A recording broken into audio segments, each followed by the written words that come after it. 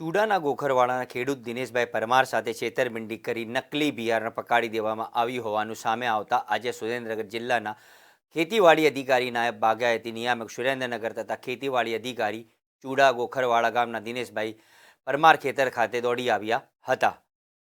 સ્થળ ચકાસણી કરતા ખેડૂતોના સર્વે નંબર 159માં અંદાજિત 10 વીઘામાં ગુવારનો પાક ઊભો છે। એગ્રો ફર્ટિલાઇઝર ચુડાસમા પાસેથી બિલ નંબર 503 થી જથ્થો 4 પેકેટ 500 ગ્રામ જાત કમલ 101 ઉત્પાદક ડાયનામાઇક સીડ્સ હિંમતનગર દ્વારા ગુવારના પાકનું પેકિંગ ખરીદી કરી હતી। ઉપરોક્ત પાકનું સ્થળ નિરીક્ષણ કરતા ગુવારના પાકમાં ફાલ ખૂબ જ ઓછી જોવા મળ્યો હતો, જેથી ઓછું ઉત્પાદન મળવાની શક્યતા સેવાઈ રહી છે, જેને અસર કરતા વિવિધ પરિબળો હોઈ શકે, પરંતુ બિયારણની ગુણવત્તા નોંધનીય છે।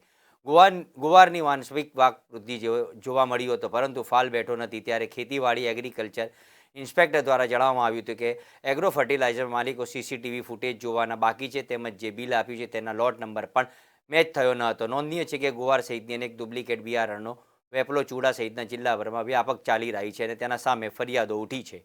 આજરોજ ચૂડા તાલુકાના દિનેશભાઈ ધનજીભાઈને ત્યાં જે ગુવારમાં જે વાવેતરનો જે પ્રશ્ન આવ્યો હતો કે જેમને જે વેજીટેટિવ ગ્રોથ એટલે જે હતો પરંતુ જે ફળીઓ આવેલ નથી એવી આપણે પ્રેસ નોટમાં પણ રજૂઆત આવી હતી। એના અનુસંધાને જિલ્લા ખેતીવાડી અધિકારી શ્રી અને નાયબ બાગાયત નિયામક અને આખી ટીમ દ્વારા સ્થળની મુલાકાત લેવામાં આવેલ છે, જેના અનુસંધાને જોતા ખેડૂતશ્રીના ફિલ્ડમાં જોતા જે એનો વેજીટેટિવ ગ્રોથ સારો થયેલો છે, પરંતુ એના જે ફળીઓ આવેલ નથી, એટલે બિયારણમાં પણ એમાં થોડી કારણ હોઈ શકે। સાથે સાથે એમનું જે કહેવું છે 4 મેના રોજ બિયારણ પરચેસ કરીને વાવેતર કરેલું હતું, તો એની અંદર આમ જો યુનિવર્સિટીના ભલામણ પ્રમાણે જે ફેબ્રુઆરી એન્ડ અને માર્ચનો વાવેતરનો સમયગાળો હોય છે એ આપણે વૈજ્ઞાનિક ભલામણ છે વાવેતરની, અને બીજું કારણ કે મે મહિનામાં વાવેતર કર્યું હોવાથી થોડા તાપમાનની પણ અસર હોઈ શકે, પરંતુ એમનું કહેવું છે કે ફળીઓ આવેલ નથી, તો આ બધા મિક્સ પરિબળો બિયારણની સાથે સાથે વાતાવરણનો પણ ભાગ ભજવેલો હોવો જોઈએ। નામ અંકુલ પટેલ છે।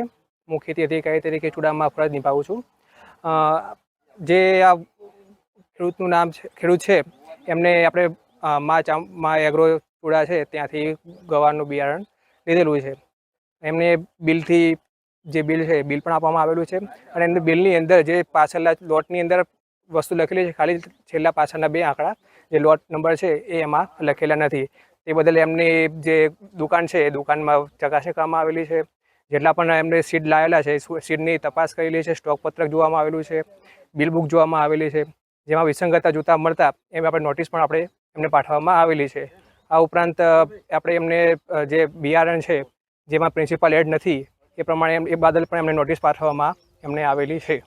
શું સાહેબ કહેશો કે બિયારણ છે તે ખેડૂત એમ કહી રહ્યા છે કે ડુપ્લિકેટનું વેચાણ થઈ રહ્યું છે અને બિયારણ સગે વગે કરવામાં આવી રહ્યું છે, એ બાબત આપ શું કહેશો?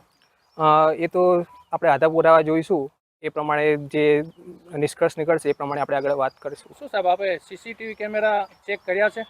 નહીં, હજી સીસીટીવી કેમેરા ચેક કરવા બાકી છે।